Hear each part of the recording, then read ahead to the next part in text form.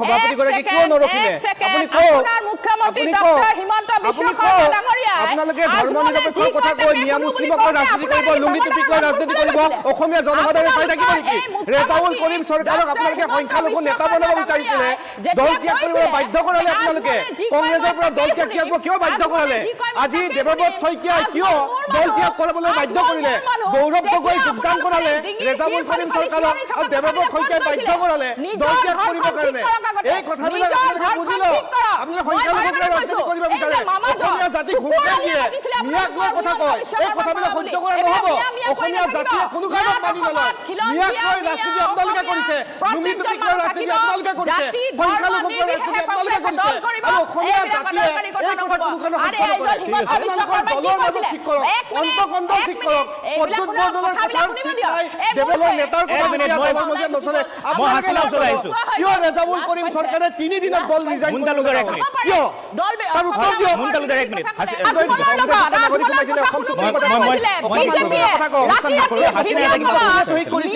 অসম আন্দোলনত অসমীয়া যুৱকক কোনে হত্যা কৰিছিলে আপুনি বাহিৰৰ কথা কৈ লাভ নাই অসম আন্দোলনৰ কথা কওক ভোটাৰ তালিকাত বিদেশী নাগৰিকৰ সন্দেহযুক্ত মানুহৰ নাম কৰিছিলে ঠিক আছে মই অনুষ্ঠান সামৰিব লাগিব কিদৰে গুলি হত্যা কৰিছিলে সময় শেষ হৈছে অনুষ্ঠান সামৰিব লাগিব আপোনালোকে কৈ আছে বেলেগৰ কথা আপোনালোকে মাৰ ওচৰত অৰ্পিত প্ৰসাদ আমি দোলা পৰিয়াললৈ পঠাওঁ এটা সমন্বয় সম্প্ৰীতিৰ বাৰ্তা আছে তাত গতিকে সমন্বয় সম্প্ৰীতিৰ বাৰ্তাত তোমালোকে পদাঘাত নকৰিবা সেইটো খবৰদাৰ কিন্তু ধৰ্মীয় উন্মাদনা সৃষ্টি কৰি ৰেজাউলৰ ভূমিকম্প অসমৰ ৰাজনীতিকত সাংসদ প্ৰদ্যুৎ বৰদলৈয়ে কৈছিল যে মুখ্যমন্ত্ৰী হিমন্ত বিশ্ব শৰ্মাৰ এজেণ্ট হয় ৰেজাউল আৰু এপিনে মুখ্যমন্ত্ৰী হিমন্ত বিশ্ব শৰ্মাই কৈছিল যে অসমখন বৰ অসম নহয় মিনি বাংলাদেশ হ'বলৈ গৈ আছে এনেদৰে ষ্টুডিঅ'ৰ এটা ভিডিঅ' লৈ আনিছো আপোনালোকৰ মাজলৈ আৰম্ভণি যিহেতু আপোনালোকে মন্তব্যক লৈ প্ৰতিক্ৰিয়া কৰবাত ভুল ব্যাখ্যা হৈছে সঁচাই নে এনে ধৰণৰ মন্তব্য কৰাটোই অনুচিত নহয় ধুবুৰী হৈছে অসমৰ এক অবিচ্ছেদ্য অংগ ধুবুৰী জিলাখনক কোনেও কোৱা নাই যে অসমৰ পৰা পৃথক কিন্তু প্ৰশ্নটো ক'ত আহিছে আজি ধুবুৰী বুলি কোৱাৰ লগে লগে মানুহৰ মন আৰু মগজু বেলেগ কথাবিলাকে ক্ৰিয়া কিয় বনাই দিম বুলি কোৱাৰ লগে লগে কিয় কৰে ধুবুৰী বুলি কোৱাৰ লগে লগে মানুহৰ মন আৰু মগজু এই কথা বতৰালৈ কিয় ক্ৰিয়া কৰে যে আমি দেখি আহিছোঁ যে নামনি অসমৰ বহু প্ৰান্তত থলগিৰি জনতাই জীয়াই থকাৰ পৰিৱেশ নোহোৱা হ'ল নিজৰ জীৱন সম্পত্তিৰ নিৰাপত্তা নোহোৱা হ'ল ৰাজনৈতিকভাৱে নিজৰ অধিকাৰ হেৰুৱালে সাংস্কৃতিকভাৱে অধিকাৰ হেৰুৱাইছে ভাষিক অধিকাৰ তেখেতলোকৰ পৰা কোনোবাই কাহিনীছ উপাসনা পদ্ধতিক লৈ তাত প্ৰশ্ন কৰা হৈছে তাত জীৱন জীৱিকাক লৈ প্ৰশ্ন কৰা হৈছে খাদ্য সম্ভাৰক লৈ প্ৰশ্ন কৰা হৈছে তাত সাজ পোছাকক লৈ প্ৰশ্ন কৰা হৈছে আৰু সেই তাত থকা থলগিৰি খিলঞ্জীয়া জনতাক উদ্ধাৰৰ কাৰণে অসমৰ সৰ্বত্ৰাই সদায় চিন্তিত হৈ থাকে যে নামনি অসমৰ যিটো প্ৰান্তত অসমৰ থলগিৰি খিলঞ্জীয়া জনতা বসবাস কৰি আছে সেই প্ৰান্তটোত তেখেতলোকে মূৰ তল কৰি জীয়াই আছে মেৰুদণ্ড নোহোৱা এটা জাতিলৈ তেখেতলোক পৰ্যবেক্ষিত হৈছে গতিকে তেখেতলোকক উদ্ধাৰ কৰিব লাগে সেই উদ্ধাৰ হোৱা চিন্তাতে উজনি অসমৰ প্ৰতিটো প্ৰান্তত প্ৰতিজন জনতা প্ৰতিজন উঠি অহা নৱপ্ৰজন্মৰ প্ৰতিজন প্ৰতিনিধি চিন্তিত আৰু সেইকাৰণে জাতিটোলৈ সচেতন আমি হিন্দু মুছলমান ৰাজনীতি আমি নকৰোঁ উজনি অসমৰ যেতিয়া থলগিৰি খিলঞ্জীয়া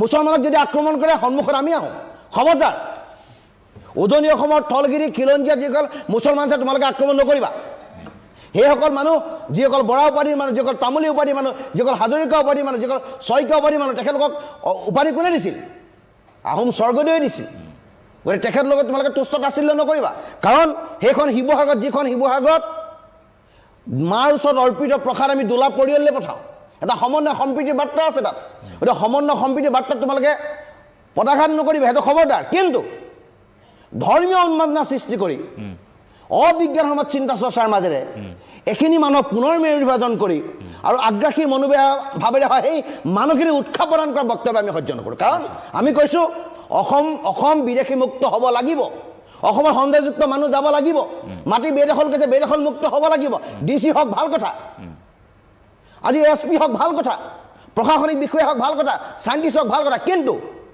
ধমকি কাক দিছা তুমি কৰিম শিৱসাগৰ DC কৰিম মানে DC কৰি আমাক কি কৰিবা তোমালোকে সেই কৰিব পাৰিবা নেকি এই ধৰণৰ চিন্তা চৰ্চা নচলিব আপোনালোকৰ মাধ্যমেৰে কৈছোঁ এই ধৰণৰ কথা বতৰা অসমত আগতে যদি চলিছিলে এতিয়া নচলিব পলিটিকেল কথা বতৰা মাজে আমি নাযাওঁ কংগ্ৰেছে কি কৈছে BJP কি কৈছে তেখেতলোকৰ নিজৰ প্ৰতিনিধি আছে তেখেতলোকে ক'ব পলিটিকেল কথা বতৰাবিলাক কিন্তু সামাজিক যিটো দায়বদ্ধতাৰ কথা আছে সেই কথাটো আমি স্পষ্টভাৱে বাৰ্তা দিছোঁ মই এই মন্তব্যৰ অপব্যাখ্যা কৰা হৈছে সেয়া এটা অন্য বিষয় সমান্তৰালভাৱে কংগ্ৰেছ তেওঁ ক্ষমা খুজিলে মন্তব্যলৈ কংগ্ৰেছ ত্যাগ কৰিলে 60 ঘণ্টাৰ ভিতৰতে যোগদানৰ 60 ঘণ্টাৰ ভিতৰতে কংগ্ৰেছ ত্যাগ কৰিলে আৰু তাৰ পাছত এতিয়া যিখিনি মন্তব্য কৰি আছে তাকে লৈ স্বাভাৱিকতে প্ৰতিক্ৰিয়াৰ সৃষ্টি হৈছে যি ধৰণে তেওঁ মন্তব্য কৰিছে গতিকে এনে বিষয়সমূহক লৈ কংগ্ৰেছৰ ক'ৰবাত ভুল সিদ্ধান্ত আছিল নেকি তেনেধৰণেও বহুতে ক'ব বিচাৰিছে এই সময়ছোৱাত মই বিজেপিৰ মুখপাত্ৰ মুন তালুকদাৰ ডাঙৰীয়াৰ প্ৰথম আহি পেলাই কথাখিনি যেতিয়া মই শুনিছোঁ তেখেতে প্ৰদ্যুৎ বৰদলৈ ডাঙৰীয়াক দোষাৰোপ কৰিছে এতিয়া চাওক ৰেজাউল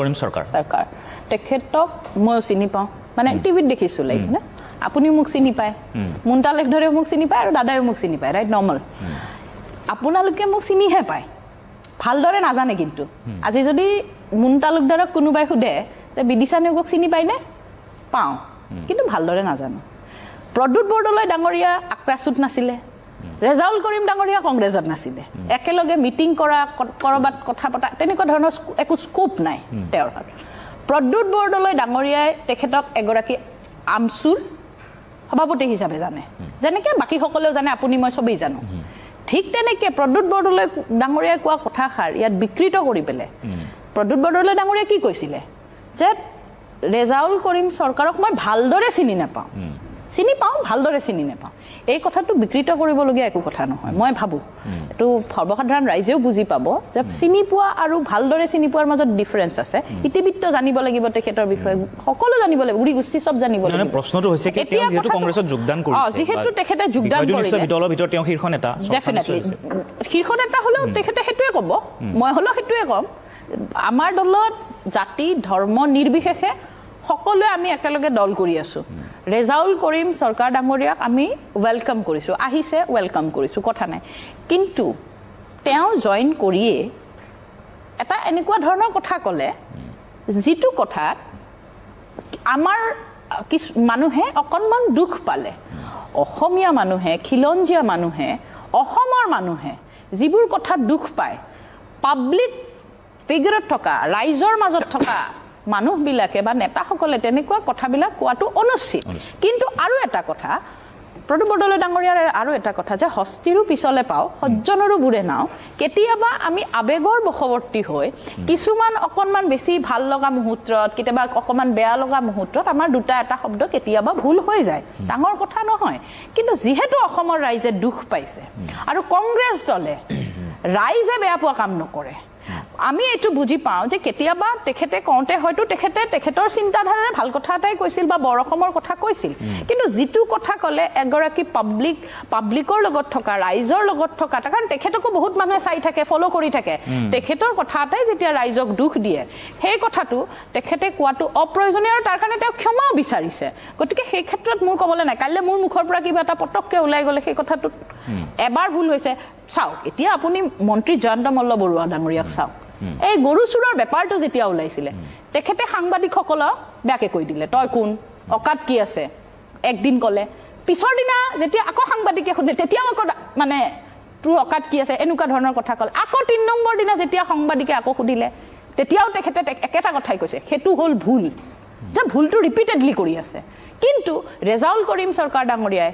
ভুল কৰিছে ভুলটো বুজি পাইছে অসমৰ মানুহে দুখ পাইছে তাৰ কাৰণে তেখেতে ক্ষমা প্ৰাৰ্থনা কৰিছে এতিয়া দলটোত আমাৰ যথেষ্ট সংখ্যক লোক আছে আমাৰ যথেষ্ট ডাঙৰ নেতা আছে প্ৰদ্যুৎ বৰদলৈ ডাঙৰীয়া আছে গৌৰৱ গগৈ ডাঙৰীয়া আছে দেৱব্ৰত শইকীয়া ডাঙৰীয়া আছে ভূপেন বৰা ডাঙৰীয়া আছে ৰিপুণ বৰা ডাঙৰীয়া আছে আব্দুল খালেক ডাঙৰীয়া আছে এইসকল নেতৃবৃন্দৰ মাজত প্ৰত্যেকৰে চেণ্টিমেণ্টটো একেই নহয় কোনোবা জনে বেয়া পাইছে কোনোবা জনে ভাল পাইছে আল্টিমেটলি কথাটোৰ মূল উদ্দেশ্য কিন্তু এটাই অসমৰ খিলঞ্জীয়া মানুহে অসমৰ ৰাইজে অসমৰ জনগণে যিটো বস্তু বেয়া পায় তেনেকুৱা কাম হ'ব নালাগে আৰু অসমৰ জনসাধাৰণে যিটো বস্তু বেয়া পায় সেইটো আমি এভইড কৰিব লাগে চিধা কথাটো ক্লিয়াৰ সেইখিনিতে আৰু তাৰপিছত আমাৰ নেতাসকলে দুটা এটা কথা কৈছে কিন্তু আপুনি চাব যেতিয়া ৰেজাউল কৰিম ডাঙৰীয়া ক'লে যে তেওঁলোক সেইখিনি কথাৰ কাৰণে দেৱব্ৰত শইকীয়া ডাঙৰীয়া বিজেপিৰ এজেণ্ট আমাৰ প্ৰদ্যুৎ বৰদলৈ ডাঙৰীয়া বিজেপিৰ এজেণ্ট বিজেপিৰ এজেণ্ট বুলি তেখেতে কেনে গম পালে তেখেতে বিজেপিৰ লগত থাকে নেকি প্ৰথম কথাটো আকৌ এবাৰ সেইটো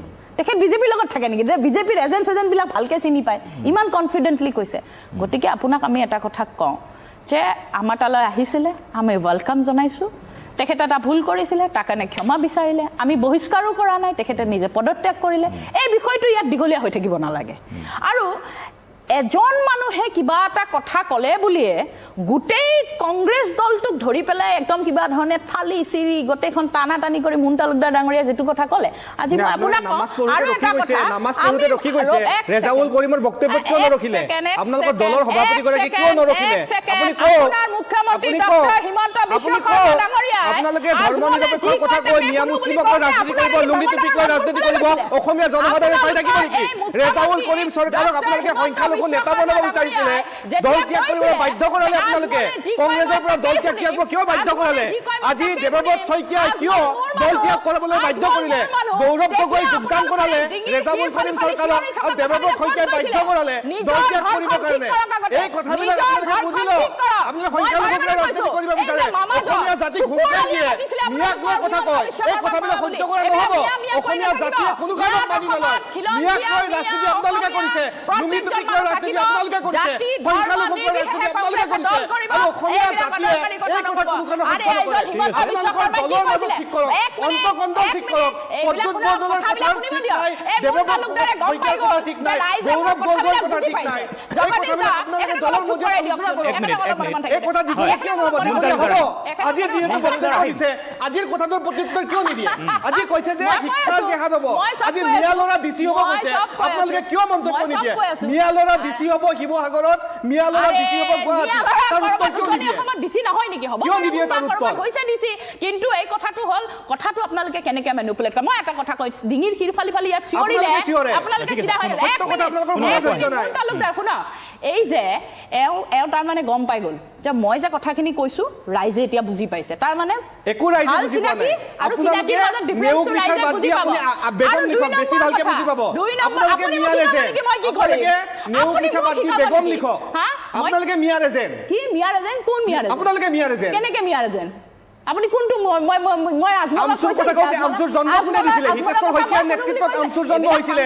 হিতেশ্বৰ শইকীয়াৰ নেতৃত্বত আমচু কোন সংগঠন চিনি নাপায়, প্ৰদ্যুৎ বৰদলৈ আমচু চিনি নাপায়। আপোনালোকে দিছপুৰত যোগদান কাৰ্যসূচী পাতে, পাকিস্তানৰ মানুহক বিৰিয়ানী খাবলৈ মাতে, আই কানি পেলাই পাকিস্তান। আপোনালোকৰ দলৰ গৌৰৱ গগৈ সোধক, আপোনালোকৰ পৰিয়ালটোৰ কেইজন বিদেশী? গৌৰৱ গগৈ 3-4জনীয়া পৰিয়ালটো 3জন বিদেশী।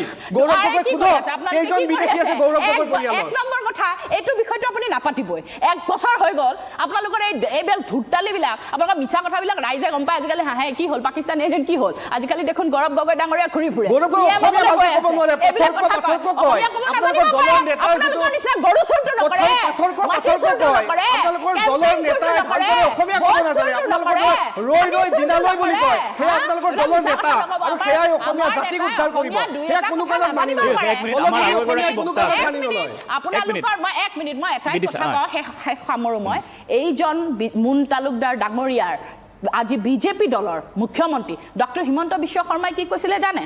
যে মোদীক ৰিক্সা ওলাই ঠেলা ওলাই চৰিয়াব আৰু গুজৰাটত পানীৰ পাইপেৰে মুছলিমৰ তেজ বয়, এইবিলাক কথা কৈ পেলাই মুখ্যমন্ত্ৰী হ'ল। গতিকে সেই দলৰ এই এগৰাকী মুখপাত্ৰ আহি পেলাই ইয়াত যদি হাল্লা চিল্লা কৰি পেলাই কংগ্ৰেছ দলৰ দীঘলীয়া ইতিহাস অৱস্থা নাই। আজি 3 দিনত দল ত্যাগ কৰিবলগীয়া হৈছে। ৰেজাউল কৰিম চৰকাৰে কিয় দল ত্যাগ কৰিছে? আপোনালোকৰ দলৰ হেঁচা ত্যাগ কৰিছে। আপোনালোকৰ দলত কোনো নৈতিকতা নাই। আজি সভাপতিয়ে কি কয়, দলৰ জ্যেষ্ঠ আপোনালোকৰ একো নাই, আপোনালোকৰ দলৰ নৈতিকতাই নাই, আদৰ্শ নাই। এগৰাকী সংখ্যালঘু নেতাকাৰী ৰাজনৈতিক আৰু আহি মই আকৌ প্ৰসংগটোলৈ আহিম। অসমীয়া জাতিক হাছিনা আছে, মই হাছিনা ওচৰলৈ আহিছো। আমি সহ্য নকৰোঁ। বিদিশানী এক মিনিট, এক মিনিট, মুন তালুকদাৰ এক মিনিট, মিয়া সভ্যতা সংস্কৃতি বিদিশা এক মিনিট, বিদিশানী এক মিনিট। আপোনালোকৰ নেতা যেতিয়া ৰকিবুল হুছেইনে নাই ৰৈ যাব, আমাৰ কথা ৰৈ যাব। আমি এক মিনিট কথা ৰৈ যাব। আপোনালোকে অভদ্ৰ আচৰণ কৰে। এক মিনিট, মুন তালুকদাৰ এক মিনিট। কোনটো অভদ্ৰ আচৰণ কৰা দেখিলে? বিদিশা আহিম, উত্তৰটোলৈ আহিম। এওঁ লাজ পাইছে, কোনো কাৰণত লাজ পাইছে? আপুনি লাজ পাইছে? মই হাছিনা ওচৰলৈ আহিছো। যেতিয়া আপোনালোকৰ দলৰ নেতা ৰকিবুল হুছেইনৰ কথা দলত নচলে, আপোনালোকৰ দলৰ নেতাৰ কথা যেতিয়া দলৰ মজিয়াত নচলে, মই হাছিনা ওচৰলৈ আহিছো। কিয় ৰেজাউল কৰিম চৰকাৰে 3 দিনত দল ৰিজাইন মুন তালুকদাৰ এক মিনিট, কিয়? তাৰ উত্তৰ দিয়ক। মুন তালুকদাৰ এক মিনিট, হাছিনা ওচৰলৈ আহিছো মই। বিদিশা নাম আহিম আপোনাৰ ওচৰত। লাজ পাব পাৰে, হয় আহিম মই। মই হাছিনা ওচৰলৈ অসমীয়া জাতিয়ে লাজ পাইছে আপোনালোকে হাছিনা কামৰ কাৰণে অসমীয়া জাতিয়ে লাজ পাইছে এক মিনিট মই হাছিনা ওচৰলৈ আহিছোঁ দেই হাছিনা ওচৰলৈ আহিছোঁ চাওক এই বিষয়টোক লৈ এটা প্ৰশ্ন আহিছে যে এই বিষয়টোক লৈ এটা প্ৰশ্ন আহিছে বিদিশা নেওগ এক মিনিট অসমীয়া জাতিয়ে তেতিয়া আটাইতকৈ দুখ পাইছিল যেতিয়া অসমৰ মুখ্যমন্ত্ৰী ডক্টৰ হিমন্ত বিশ্ব শৰ্মাই কৈছিল যে মই আজমলৰ মতে কাম কৰোঁ আজমল মোৰ মানুহ আজমল ঠিক আছে মই সেই প্ৰসংগলৈ আহিছোঁ মই এআইডিএফৰ আছে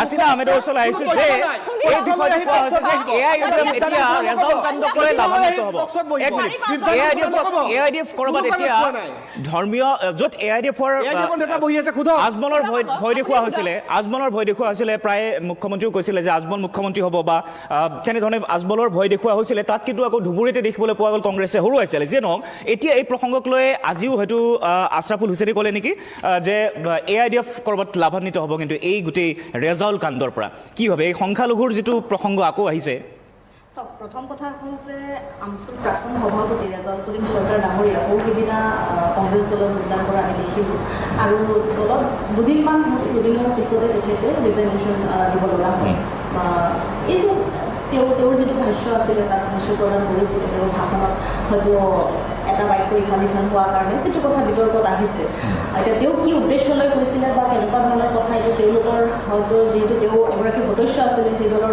মই হাছিনাক অকণমান ৰখাব কিবা এটা দিছে ইফালৰ পৰা কিন্তু সেই মানুহখিনিয়ে যাতে ইয়াৰ খিলঞ্জী আৰু ভূমিপুত্ৰৰ কোনো কাৰণতে শংকিত হ'বলগীয়া নহয় তাৰ কাৰণে লাইন পঠা আনিছে তেতিয়াহ'লে ব্ৰিটিছ কিমান কনচাৰ্ণ আছিল আজি ব্ৰিটিছে আমাৰ খিলঞ্জী আৰু ভূমিপুত্ৰক প্ৰটেকশ্যন দিছে তাৰপিছত যদি আৰু আজিৰ চৰকাৰে যদি হেৰি কৰে বা আজি কোনোবা পলিটিকেল পাৰ্টীয়ে যদি সেইবিলাক আপোনাৰ এৰাই চলিব বিচাৰে তেতিয়াহ'লেতো স্বাভাৱিকতে শংকিত হ'ব আৰু উজনি অসমে কিয় ৰিয়েক্ট নকৰিব উজনি অসমে এতিয়া লোৱাৰ আছামটো গ'লেই আমাৰ হাতৰ পৰা ভোটৰ পেটাৰ্ণ কেতিয়াবা গুচি 67লৈকে যিবোৰ আমাৰ মানুহৰ দখলত আছিল সকলোতো গুচি গৈছে আৰু ধুবুৰী কথাটোতো আপোনাৰ চাওক ধুবুৰী এনেকুৱা প্ৰসংগত সেই জালত ভৰি দিছে নেকি এনেধৰণৰ প্ৰসংগ এটাও আহিছে যে এনেধৰণৰ এটা অভিযোগ উঠিছে তেনেধৰণে ক'ৰবাত বিচলিত হৈছে নেকি ক'ৰবাত গম নোপোৱাকৈ এই বিষয়টোত সোমাই পৰিছে নেকি ধৰ্মীয় মেৰুকৰণত কোনো জাতীয় সংগঠন বা কোনো জনগোষ্ঠী সংগঠন সোমোৱা নাই নেৰেটিভ এটা তৈয়াৰ কৰা হৈছে নকৰা নহয় কোনোবাই কৰিছে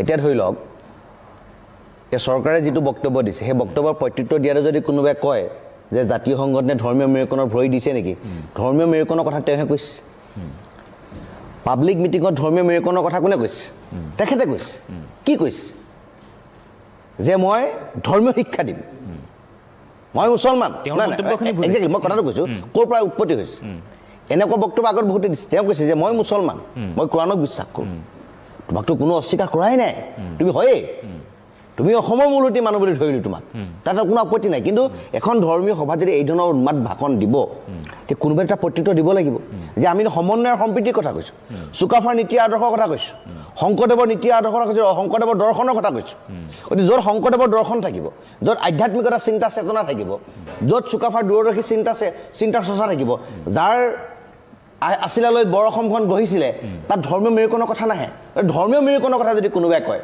তেতিয়া প্ৰত্যুত্তৰ দিবই লাগিব আৰু প্ৰত্যুত্তৰ দিয়া সময় আহি পৰিছে কাৰণ নামনি অসমৰ প্ৰতিটো প্ৰান্তত থলগিৰি খিলঞ্জীয়া জনতাই কেনেকৈ মূৰ তল কৰি জীয়াই আছে সেই কথা দেখিছে সেই কথা বুজি পাইছোঁ অসম আন্দোলন কেলৈ হৈছে মংগলদৈ লিখীয়া সমষ্টিত একে ৰাতিৰ ভিতৰতে অবৈধ নাগৰিকে ভোটাধিকাৰ স্থান পোৱাৰ কাৰণেতো অসম আন্দোলন হৈছিলে তো অসম আন্দোলন হোৱাৰ পাছত চৰকাৰ বনিলে 855 শ্বহীদ হ'ল এজনো বিদেশী নগ'ল ৰাইজৰ মনৰ শংকাৰ সংশয়টো আছেই আজিও অসমৰ থলগিৰি খিলঞ্জীয়া জনতাৰ মাজত শংকাৰ সংশয় আছেই কংগ্ৰেছে 15 বছৰ খালে একো নকৰিলে বিজেপি আছে ক'ব পাৰিব তেওঁলোকে যে আমি বিদেশী খেদিছোঁ চিনাক্ত এটা কাম কৰিছে যে অবৈধ দখলকাৰীক উচ্ছেদ কৰিছে হাজাৰ হাজাৰ বিঘা ভূমি উলিয়াইছে এইটো আমি প্ৰশংসা কৰিছোঁ উচ্চ সুৰে প্ৰশংসা কৰিছোঁ হিমন্ত বিশ্ব শৰ্মা ডাঙৰীয়াক মুকলি মনে কৈছে যে আপুনি ভাল কাম কৰিছে কিন্তু থলগিৰি খিলঞ্জীয়া জনতাক আজি 100 বছৰলৈকে সুৰক্ষিত কৰিব পাৰিছে নেকি নাই পৰা শংকা আছে সংশয় আছে ক্ষোভ আছে সেই শংকা সংশয় ক্ষোভটো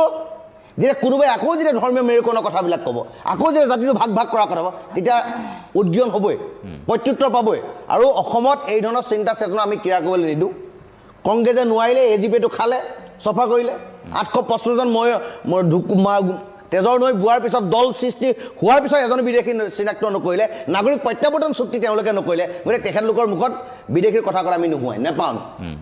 কংগ্ৰেছ দলত আছিলে, তেওঁলোকে যদি ইনিচিয়েটিভ নলয়, চুক্তিত স্বাক্ষৰ কৰিলে, ইমপ্লিমেণ্টেশ্যন নকৰিলে। আজি ইমপ্লিমেণ্টেশ্যন নকৰিলে বুলি কৈ বিজেপি দল আহিলে, 10 বছৰ হ'ব হ'ল, কেন্দ্ৰত 15 বছৰ হ'ব হ'ল, আজি কি কৰিলে? এজন নগ'ল বিদেশী। এতিয়া বিদেশী প্ৰসংগটো ক'ত সোমাই আছে? যে বিদেশী প্ৰসংগটো লৈ এই ৰাজনৈতিক দলবিলাকে ৰাজনীতি কৰিছে নেকি? জনসাধাৰণৰ মাজত বিভ্ৰান্তি কৰিছে নেকি? ধৰ্মীয় মেৰুকৰণৰ অসমীয়া ৰাইজ নাই, সেইটো নাভাবে। উজনি অসমৰ প্ৰতিটো প্ৰান্তত থলগিৰি খিলঞ্জীয়া জনতাই কেতিয়াও মেৰুকৰণৰ কথা নাভাবে, কিন্তু নামনি অসমৰ সেই প্ৰান্ত আছে। কাৰণ নামনি অসমৰ যিটো আগ্ৰাসী মনোভাৱেৰে যিখিনি মানুহ আহিল, যাক ৰঙাদল হিচাপে অসমৰ আমাৰ নাগৰিক কৰিলে, ভাৰতৰ নাগৰিক কৰিলে, যাক ৰাজনৈতিক অধিকাৰ দিলে, যাক ভূমি অধিকাৰ প্ৰদান কৰা হ'ল, আজি সেইবিলাক মানুহে আমাৰ এছেম্বলিত কোন হ'ব, পাৰ্লিয়ামেণ্টলৈ কোন, তাক চিনাক্ত কৰিব পৰা হ'ল। ডিচাইডিং ফেক্টৰ থলগিৰি খিলঞ্জীয়া জনতাৰ ওচৰত নাই, গতিকে তাক লৈ ৰাইজ শংকিত হৈ আছে। গতিকে এই ধৰণৰ সময়ত এই ধৰণৰ বক্তব্যই অসমীয়া মানুহক অত্যাধিকভাৱে চিন্তিত পেলায়, যিসকল মানুহ জাতিটোৰ কাৰণে অধিকভাৱে সক্ৰিয়। মই আহিম মুন্তালিকদাৰ ওচৰলৈ আহিছোঁ।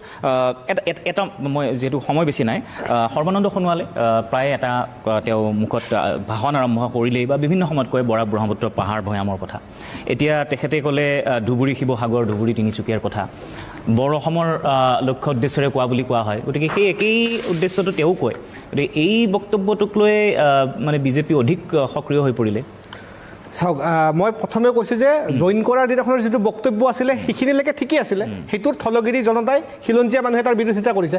আজিৰ যিটো বক্তব্য আৰু ভয়ংকৰ, যে প্ৰশাসনীয় ডিচি বনাম আমি, এইটো আৰু ভয়ংকৰ। তেওঁৰ চিন্তাধাৰাটো কেতিয়াও মাৰ যোৱা নাই। ক্ষমা খোজাৰ পিছতো এই যে মিয়া হত্যাৰ সংখ্যাটো মাৰ যোৱা নাই। আৰু এই যে দল ত্যাগ কৰিলে, 3 দিন দলত থাকিলে, যে ৰেজাউল কৰিম চৰকাৰৰ চিন্তাধাৰাৰ নিচিনা ব্যক্তি কংগ্ৰেছত এতিয়াও আছে।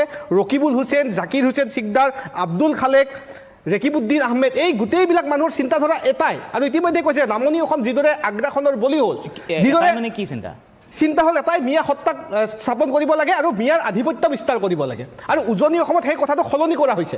দেৱব্ৰত শইকীয়াই ভয় কৰিছে যে মিয়াৰ কথা লাগিবলৈ গৈ নিজৰ আসনখন হেৰুৱাব নেকি। সেইকাৰণে তেওঁ বক্তব্যৰ বাহিৰত গৈ তেওঁ কৈছে যে মোৰ পিতৃ অৰ্থাৎ হিতেশ্বৰ শইকীয়াই একমাত্ৰ মুখ্যমন্ত্ৰী যিয়ে আটাইতকৈ বেছি সংখ্যালঘু আৰু মুছলমানক মৰম কৰিছিল। হয়, সেইটো আমি স্বীকাৰ কৰিছোঁ। আৰু সেইবাবে হিতেশ্বৰ শইকীয়াৰ নেতৃত্বত আমচুৰ জন্ম হৈছিলে। আমচুৰ জন্ম কিয় হৈছিলে? যে সদৌ অসম ছাত্ৰ সন্থাক বিৰোধিতা কৰিব লাগে, অসম চুক্তি বা অসম আন্দোলনক বিৰোধিতা কৰিব লাগে। এই যে ডিটেনশ্যন কেম্পসমূহ হ'ল অসমত, ইতিমধ্যে দাদাই কৈছে যে অসম চুক্তি কৰা হ'ল, ৰূপায়ণ কৰা হ'ল, কিন্তু ৰূপায়ণৰ বহু কাম বাকী থাকি গ'ল। কংগ্ৰেছৰ সময়ত যে ডিটেনশ্যন কেম্পসমূহ বনালে, তাতকৈ যদি পুছবেক কৰিলে হয়, আজি কিন্তু বিজেপি চৰকাৰৰ পুছবেক আৰম্ভ হৈছে। আৰু পুছবেক কৰাৰ লগে লগে কিন্তু বিৰোধীয়ে কৈ আছে যে মানৱ অধিকাৰ সৰ্ব হৈছে। যেতিয়া 0 পইণ্টত ফায়াৰিং কৰা হয়, তেতিয়া কৈ যে মানৱ অধিকাৰ সৰ্ব কৰা হৈছে। সেয়েহে বিজেপি চৰকাৰে আজি বেদখলমুক্ত ভূমি 1,45,000 বিঘা ভূমি উচ্ছেদ কৰা হৈছে। আজি যে বদৰদবাৰ যি বৰদোৱা প্ৰকল্প, এই বদৰদবা বৰদোৱাৰ প্ৰকল্পত কিন্তু সংখ্যালঘু মানুহৰ আধিপত্য আছিলে। সেই উচ্ছেদ কৰি তাত শ্ৰীমন্ত শংকৰদেৱৰ জন্মস্থানত প্ৰকল্প নিৰ্মাণ কৰা হৈছে। সেয়েহে আমাৰ চৰকাৰৰ নীতি আৰু আদৰ্শ স্পষ্ট। এই যে বিষয়টো ৰেজাউল কৰিম চৰকাৰক লৈ বিজেপিয়ে কোনো ৰাজনীতি কৰা নাই। আমাৰ কথা স্পষ্ট, এয়া অসমীয়া জনসাধাৰণে তাৰ উত্তৰ দিব। আৰু অসমীয়া জনসাধাৰণে সঠিক উত্তৰ এই যে নিৰ্বাচন আহিলে তাক লৈ দিব। আৰু আমাৰ কথা স্পষ্ট, আমি কোনো নেৰেটিভ, কোনো ৰেজাউল কৰিম চৰকাৰৰ বিষয় লৈ ভোট খুজিব নাযাওঁ। আমাৰ কথা স্পষ্ট, উন্নয়নক লৈ ভোট খুজিম আৰু উন্নয়নক লৈ মুখ্যমন্ত্ৰী হিমন্ত বিশ্ব শৰ্মাৰ দক্ষতাক লৈ ভোট দিব। সেই কথা যথেষ্ট কথাখিনি শুনিলোঁ। মই পটককৈ শ্বৰ্ট দুটামান তথ্য দি দিওঁ। কংগ্ৰেছ চৰকাৰৰ দিনত বাংলাদেশী বিতৰণৰ কথা কোৱা হৈছে যথেষ্ট। 2005 চনত 14,000তকৈ বেছি, অলমষ্ট 15,000, 14,916, 2006 চনত 13,692, 2007 চনত 12,135, 2008 চনত 12,625, 2009 চনত 10,602 গৰাকী, 2011 চনত 6,761 গৰাকী, 2012 চনত 6,537 গৰাকী আৰু 2013 চনত শেহতীয়াকৈ 5,234 গৰাকী বিদেশী কংগ্ৰেছ চৰকাৰে বিতৰণ কৰিছিল। এতিয়া কথাটো হ'ল বিজেপি চৰকাৰ, মই জাষ্ট 5টা বছৰ কম। 2014 চনত 979 গৰাকী, 2015 চনত 470 গৰাকী, 2016 চনত 308 গৰাকী, 2017 চনত 51 গৰাকী, 2018 চনত 445 গৰাকী, 2019 চনত 299, য'ত 1000ও গৰকা নাই। এওঁলোকে বিদেশী বিতৰণৰ কথা ক'লে আমি শুনিম। আৰু এটা কথা, এওঁলোকে বহুত হিন্দু মুছলিমৰ ৰাজনীতিটো মই বহুত ধৰিৰ পৰা শুনি আছোঁ। মেহবুবা মুফতিৰ লগত কাশ্মীৰত চৰকাৰ কোনে কৰিছিলে? বিজেপিয়ে। জিন্নাৰ লগত চৰকাৰ কোনে কৰিছিলে? বিজেপিয়ে। পাকিস্তানত লাহোৰত বিৰিয়ানী খাবলৈ কোন গৈছিলে? আমাৰ বিজেপি দলৰ প্ৰধানমন্ত্ৰী। বিশ্বগুৰু আমাৰ আইএছআই ইতিহাসত নহাকৈ কেতিয়াও ইতিহাসত অহা নাছিলে পাঠানকোটত আনি পেলাই বাৰ্থডে কোনে পাতিলে বিজেপিয়ে